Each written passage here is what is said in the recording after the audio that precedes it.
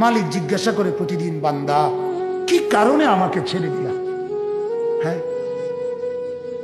রাত 12টা বাজে তুমি ঘুমায় গেলা, মা ঘুমায় গেল, বাপ ঘুমায় গেল, বিবিও ঘুমায় গেছে, পাড়া পড়শি ঘুমায় গেছে। আল্লাহ বলেন আমি তো ঘুমাই নাই বান্দা, আমিও তো ঘুমাই নাই। সারাদিনে আমিও তো জগৎটা পরিচালনা করছি, তবুও তো আমার কোনো ক্লান্তি নাই, আমি তো ঘুমাই নাই। কেন ঘুমাই নাই জানো বান্দা? রাতের 2টা বাজে যদি তোমার পেশাব করতে হয়, রাতের 3টা বাজে যদি তোমার দরজা খুলতে হয়, তখন যদি তোমাকে উঠতে হয়, আর আমি যদি ঘুমায় যাই বান্দা, তোমার চোখ মেলে দিবে কি?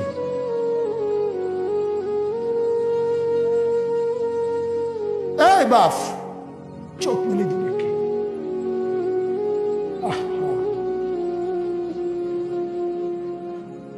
আল্লাহ আমাদেরকে মাফ করে।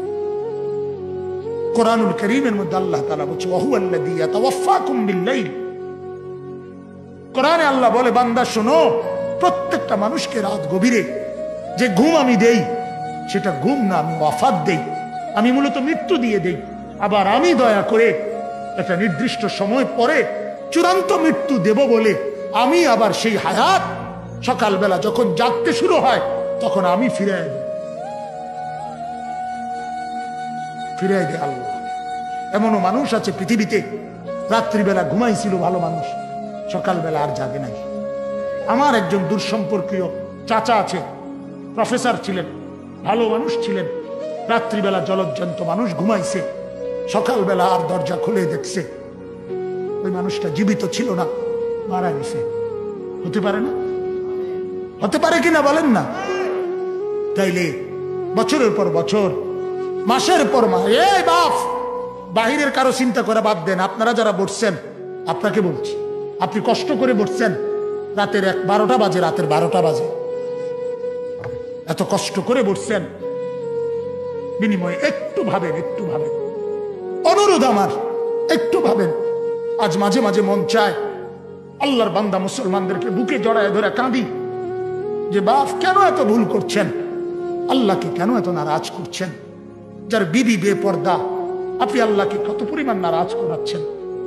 যার স্ত্রী, যার মেয়ে বেপর্দা, আপনি আল্লাহকে কি পরিমাণ নারাজ করছেন বলেন?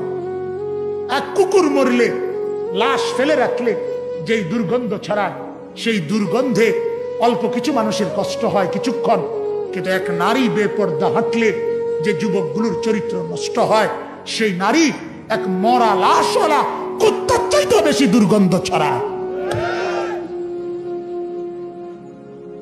কুকুরের দুর্গন্ধ এত বেশি ছড়ায় না, বেপর্দা নারীর দুর্গন্ধ যে পরিমাণ ছড়ায়। সে তো শত শত যুবক তার চরিত্র শেষ করে দিছে। এই সিনেমার নায়িকা নর্তকীরা উলঙ্গ আর ছবি আর বিবস্ত্র ছবি আর নাচ গানের এই ফুর্তি দেখিয়ে এরা হাজারো যুবকের চরিত্র গঠন করে না নষ্ট করে? কথা বলেন না কেন? এজন্য আমার শায়েখ আল্লামা মুফতি মুশতাকুর নবী সাহেব বলে, হাজারো মানুষের জীবন নষ্ট করে যে, এজন্য তার জীবনে কখনো সুখ ধরা দেয় না। এজন্য এই পৃথিবীর জরিফ এটা, আপনি জরিফ চালাইয়া দেখেন, যত সিনেমার নায়ক নায়িকা, এদের জীবনের মতো দুঃখী জীবন, ব্যক্তি জীবনের মতো কষ্টের জীবন আর কারো নাই। আপনি খবর লাগান, আপনি খবর লাগান, এদের মতো লাঞ্ছনা। কারণ হাজারো যুবককে নষ্ট করছে এই হাসি দিয়া, অথচ এই হাসি তার মূলত আসল হাসি না। এই হাসি যদি ল্যাবে অথবা ডায়াগনস্টিক সেন্টারে পরীক্ষা করায়, প্রত্যেকটা হাসির মধ্যে ফরমালিন পাওয়া যাবে। কি পাওয়া যাবে? ফরমালিন। ফরমালিন। কি বুঝে বিড়ি খান, কি বুঝে সিগারেট খান, কোন বুঝে দাড়ি কাটেন, কোন বুঝে টেলিভিশনে নর্তকীর নাচ দেখেন। আজ 20 বছর ধরে যার ঘরে রঙিন টেলিভিশন চলে, নাচ গান, সিনেমা, নাটক, নর্তকীর ছবি, আমনের বউ বাচ্চা বছরের পর বছর আমনের ঘরে বইয়া, সোফাত বইয়া বইয়া টেলিভিশনে নাচ গান দেখে, আমনে মরতেন না? আমনের বউ বাচ্চা মরতো না? আমনে আল্লাহর সামনে দাঁড়াইতেন না? না, জিন্দিগিটাই ছবি, জীবনটাই ছবি, একেবারে যেটা পাও। আজ মুসলমানের যুবকের কথা হইল বেঈমান ইহুদি আর কাফেররা আমাদেরকে এরকম ফাঁদে ফেলাইছে যে যা কিছু আছে 24 ঘন্টা মুসলমানের ছেলে মেয়ের হাতে মোবাইল তুলে দিছে, যেটা ফাও শুধু ছবি উড়াই আমগো কাছে পাঠায়। এটা কুত্তা হোক, বিলাই হোক, শুকর হোক, মানুষ হোক, গরু হোক, ছাগল হোক, হুজুর হোক, পাবলিক হোক, বেড়া হোক, বেড়ি হোক, জোয়ান হোক, বুড়া হোক, যেটা পাউলা শুধু ছবি উড়া। জিন্দিগির কাজে একটা আহ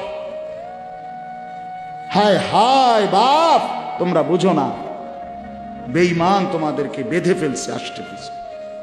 নবীজি কথা বলছে, উম্মত, চুরি, ডাকাতি, জিনা, ব্যভিচার, মদ, জুয়া, নাচ, গান, টেলিভিশন, নাটক, সিনেমা, বিড়ি, সিগারেট, তুমি সব করতে থাকো, তোমার জিডা মনে কয়টা করো, হাসরের ময়দানে শুধু আমার দ্বারে আইও, আমি বেহেশতে ফাটাই দেবো। এটাই তো সুপারিশ না? তো আমনে ঘটনা কি?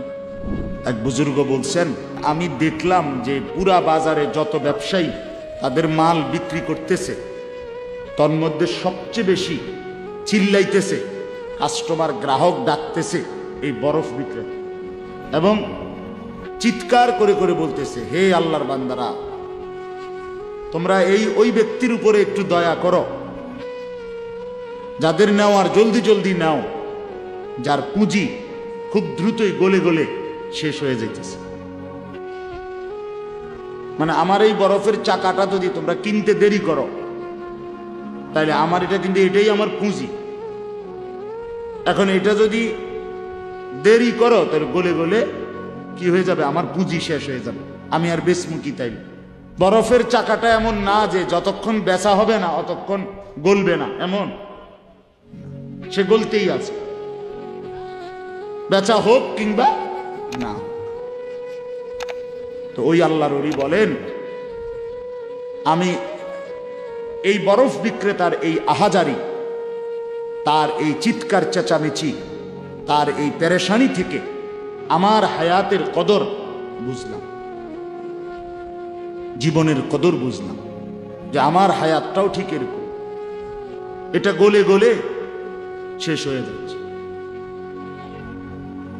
প্রতি মিনিট, প্রতি সেকেন্ড আমি ঘুমে থাকি কিংবা সজাগ থাকি, আমার হায়াত শেষ হইতেছে। খামখেয়ালি করে গপ মারলাম, তামাশা করলাম, তবুও শেষ হচ্ছে। কঠোর পরিশ্রম করতেছে ওই ব্যক্তির সময় কি হইতেছে, হায়াত শেষ হচ্ছে। অতএব বরফ বিক্রেতার পুঁজি যেমন গলে গলে শেষ হয়, আমাদের হায়াত, আমাদের জিন্দিগি, আমাদেরকে একটি নির্দিষ্ট সময় আল্লাহ তাআলা বেঁধে দিয়েছেন, আল্লাহই জানেন সেটা কতক্ষণ, কিন্তু আমরা এটা বিশ্বাস করি নির্দিষ্ট। অতএব এই নির্দিষ্ট সময়টুকু আমরা যদি গুরুত্ব দেই কিংবা অবহেলা করি, সমানভাবে চলে। আমি ঘুমাইলাম 10টা বাজে, জেগে দেখি 12টা বাজে, তার মানে কি, আমার এই ঘুমের মধ্যে রাইখাই আমার হায়াতের 2 ঘন্টা আমার উপর দিয়ে চলে গেছে, গেছে কি না বলেন? এমন আপনি চা দোকানে বসছিলেন 4টা বাজে, এখন দেখেন 6টা বাজে, আহা, আপনার এই চা দোকানের এই গল্প গুজবের মধ্যে রাইখাই আপনার হায়াতের 2 ঘন্টা আপনার থেকে চলে গেছে। এবং এটাই সত্য যে এটা আর কোনোদিন ফিরবে না, আর কোনোদিন না। বিশ্ববিখ্যাত মুফাসসির হযরত মুজাহিদ ইবনে জবর রাহমাতুল্লাহ আলাইহি, যিনি হযরত আব্দুল্লাহ ইবনে আব্বাস রাদিয়াল্লাহু তাআলা আনহুমার ছাত্র ছিলেন, তাবিঈন, যারা সাহাবীকে দেখছেন, তো তিনি বলেন, প্রত্যেকটা দিন যখন ভোর হয়, সকাল হয়, তো পৃথিবীবাসীকে ডাক দিয়ে বলে, হে জগৎবাসী, আল্লাহর কসম, আমি একটা দিন কিয়ামতের পূর্বে শুধু এই আজকের জন্যই এসেছি, আমি আর কোনোদিন আসবো না ফিরে, তুমি আমারে নষ্ট করো না, বরবাদ করো না, আমারে কদর করো। আজকের এই 13ই অক্টোবর, আগামী শুক্রবারে আবার ফিরবে না, শুক্রবার একটা আসবে, কিন্তু সেটা 13ই অক্টোবর হবে না, সেটা হয়ে যাবে 20 অক্টোবর, ঠিক না বলে? এই ঘন্টা, এই মিনিট, এই সেকেন্ড, এই সময় আর আসবে। অতএব আমার প্রথম কথা, লম্বা সময় বয়ান করার সুযোগ নাই, আপনাদের কাছে আমার প্রথম কথা, আমার বাপ, যে যত দিকে ব্যস্ত থাকেন জিন্দিগির কদর করে। আপনার হায়াত আপনার কাছে আমানত। কোরআনুল কারীমের মধ্যে আল্লাহ তাআলা বলেন, ওয়াউরিদু আলা রাব্বিকা সাফফা। এই সূরা কাহফের মধ্যে, আমি যে এই সূরা থেকে পড়ছি, আল্লাহ বলেন তোমাদের প্রত্যেককে হাসরের ময়দানে লাইন ধরিয়ে একজন একজন করে আমি আল্লাহর সামনে এনে দাঁড় করানো হবে। একজন একজন আমি আল্লাহর মুখোমুখি পেশ করা হবে। লাকাদ জিতুমুনা কামা খালাকনাকুম আউয়ালা মাররা। আল্লাহ তাআলা তখন বলবে, বান্দা কি হলো, মনে কি পড়ে? আল্লাহ বলবেন, বান্দা মনে পড়ে তো যে অবস্থায় দুনিয়া গেছিলা, আজ ঠিক সেই অবস্থায় আমি আল্লাহর সামনে আসলাম। দুনিয়া থেকে যেদিন দুনিয়ায় গেছিলাম মায়ের পেট থেকে, সেদিন একাই গেছিলাম, আজ ঠিক একাই কার কাছে ফিরলা? আমার সামনে। বাল জাআমতুম আল্লান নাজআলা লাকুম মাওঈদা। এরপরে আল্লাহ বলবে, তুমি তো মনে মনে ভাবছিলা, যেই ফুর্তি যেই তামাশা তুমি করতেছিলে দুনিয়ায়, তুমি মনে করছো এমন একটা দিন আসবে না। তুমি ভেবেছিলে মরতে হবে না, হাসরের ময়দান আমি আল্লাহর সামনে আসবে না। আজ তো দেখলাম, আজ চতুর্দিকে তাকিয়ে দেখো, এটা হাসরের ময়দান। আজ দেখো মানুষগুলো কাঁপতেছে, আজ দেখো মানুষগুলো ভয়ে তটস্থ। তাকিয়ে দেখো, ওয়াউদি আল কিতাব ফাতারাল মুজরিমিনা মুশফিকিনা মিম্মা ফি। আল্লাহ বলেন প্রত্যেককে আমি আল্লাহর সামনে এনে তার আমলনামা তার সামনে রাখা হবে, আর আল্লাহ বলবে পড়ো, দেখো। তো প্রত্যেক নাফরমান পাপী নিজের জিন্দেগীর গুনাহ আর নাফরমানি দেখে আল্লাহ বলেন কাঁপতে থাকবে। মুশফিকিন কাম ওয়ায়াকুলুনা ইয়া ওয়াইলাতানা, আর বলবে হায় আমার কপাল মন্দ, মা লিহাযাল কিতাব। আল্লাহ এটা কাকে দিয়ে লেখাইলেন, এমন কেমন কিতাব, লা ইউগাদিরু সগীরাতান ওয়ালা কাবীরাতান ইল্লা আহসাহা। হায় আল্লাহ, আমার জীবনের এক সেকেন্ড, ছোট বড় একটি কর্মকাণ্ড, একটি নিঃশ্বাস এখানে হিসাবের বাহিরে নাই, সব তো এখানে লেখা। আমি পালাবো কিভাবে, আমি বাঁচবো কিভাবে, আমি মুক্তি পাবো কিভাবে? ওয়াজাদু মা আমিলু হাদিরা। আল্লাহ বলে তোমার জিন্দেগীর সব তুমি তোমার আমলনামার মধ্যেই উপস্থিত পাবে। ওয়ালা ইয়াজলিমু রাব্বুকা আহাদা। আল্লাহ বলেন তোমাদের কারো উপরে এক বিন্দু জুলুম হবে, জুলুম হবে না। এজন্য ছেলেদেরকেও বলি, বাপ, খোদার কসম এই সমবয়সী বন্ধু থাকবে না। তুমি যেদিন কবরে যাইবা এরা কেউ পাশে যাবে না। তুমি যেদিন হাসরের ময়দানে দাঁড়াইবা সেদিন কেউ দাঁড়াবে না তোমার সাথে। তুমি যেদিন আল্লাহ তাআলার মুখোমুখি হতে হবে সেদিন এই বন্ধু কেউ থাকবে। ফাইদা নুফিখা ফিস-সূর ফালা আনসাবা বাইনাহুম ইয়াওমাইদিন ওয়ালা ইয়াতাসাআলুন। আল্লাহ বলেন ইসরাফিল যখন দ্বিতীয়বারে সিংহায় ফু দিবে, আমি আল্লাহ হাসরের মাঠ কায়েম করব, তখন এই হাসরের ময়দানে দাঁড়িয়ে কেউ কাউকে আত্মীয়তার, বংশের, সম্পর্কের কোনো পরিচয় দিবেন। কোনো মা বলবে না এটা আমার সন্তান, কোনো সন্তান বলবে না এটা আমার মা, কোনো ভাই বলবে না এ আমার বোন, বোন ডাকবে না এ আমার ভাই। ওয়ালা ইয়াতাসাআলুন, কেউ কাউকে জিজ্ঞেসও করবে না কেমন আছে, কে কারে জিজ্ঞাসা। আম্মা জান আয়েশা রাদিয়াল্লাহু তাআলা আনহা বলেন, নবীজির স্ত্রী তিনি নবী সাল্লাল্লাহু আলাইহি সাল্লামকে জিজ্ঞেস করছিলেন, ইয়া রাসূলুল্লাহ, হাসরের ময়দানে সবাই কাপড় চোপড় বিহীন উলঙ্গ হয়ে দাঁড়াবে, তো একজন আরেকজনের দিকে তাকাবে না, কেমন লাগবে তখন? রাসূলুল্লাহ সাল্লাল্লাহু আলাইহি সাল্লাম বলেন, খোদার কসম আয়েশা, হাসরের ময়দান এতটা ভীতিকর অবস্থা যে একজন মানুষ নিজেকে বাদ দিয়ে কারো ব্যাপারে তাকানো চিন্তা করার, খবর নেওয়ার 1 সেকেন্ড সময় পাবে। সকলেই উপরের দিকে নিজেকে নিয়েই ব্যস্ত থাকে। ইয়া রব্বি নফসি নফসি, ইয়া রব্বি নফসি নফসি, ইয়া রব্বি নফসি নফসি। এজন্য বাপ আমার, আপনার হায়াত আপনার কাছে। আপনি যেদিন মরবেন সেদিনও মানুষ ভাত খাবে। এই গ্রামবাসী ধোকা, ধোকা, মহল্লাবাসী ধোকা, এগুলো সব ধোকা, সব ধোকা।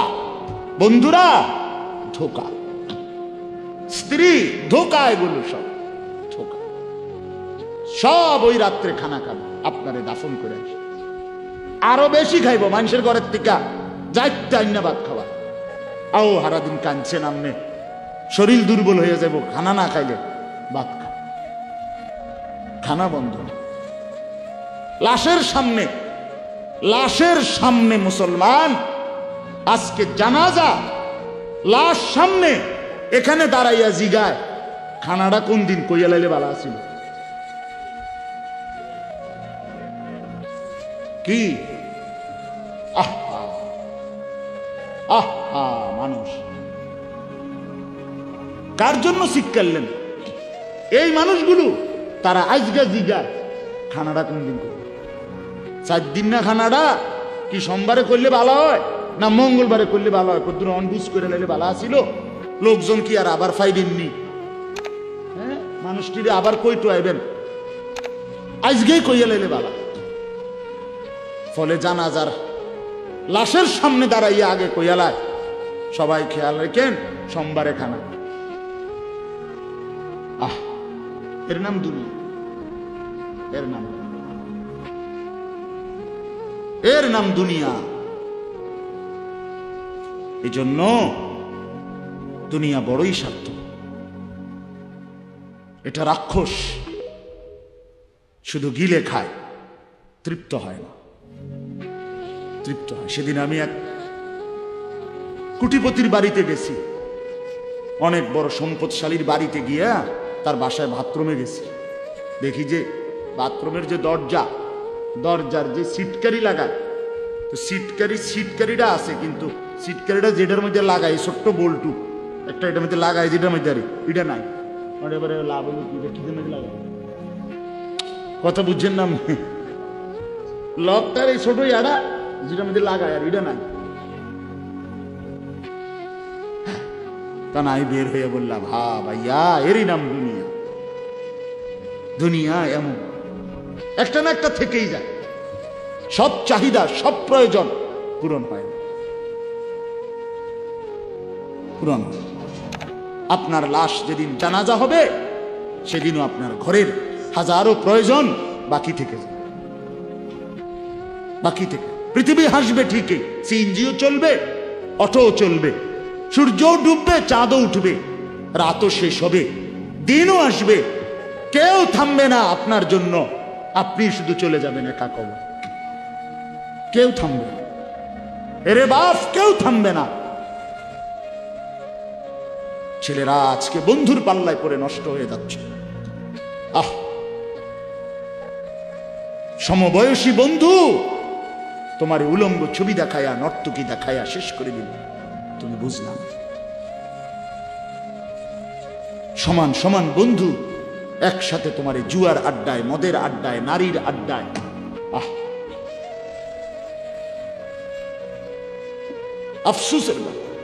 ভাবতেই শিখে না একজন মানুষ সুস্থ স্বাভাবিক, একজন সতেজ সবল মানুষ, সে কেমনে এত বোকা, নিজেকে ধ্বংস করে। আমি যখন এখন এই মাত্র যে দিদি আসতেছিলাম গাড়ি দিয়া, একটা ছেলে প্রতিবন্ধী, ছোট একদম প্রতিবন্ধী, সে দাঁড়াইয়া রয়েছে মাঝখানে, মানে গাড়ির হরনও বোঝে না, কিছুই বোঝে না। সে পরে আরেকটা ছেলে ধরে তার এক পাশ করে দেওয়াতে তারপরে আমার গাড়িটা আসে এই এখানে। এখন এই ছেলেটা তো অবুঝ হইতে পারে, এই ছেলেটা তো প্রতিবন্ধী, সে তার ভালো মন্দ বুঝে না। কিন্তু তুমি ছেলে সুস্থ সবল স্বাভাবিক যুবক, তুমি কেমনে নিজের ভালোটা বোঝো না? তুমি কেমনে নিজের ভালোটা বোঝো না? বলে এত মানুষের জানাজা, কবরস্থান নাই এমন কোন এলাকা আছে? বলেন, আপনাদের মহল্লায় কবরস্থান নাই? আপনারা কোনোদিন জানাজা পড়েন নাই? আপনারা লাশ দেখেন নাই? তাহলে জলজ্জান্ত মানুষ আজকে কবরে।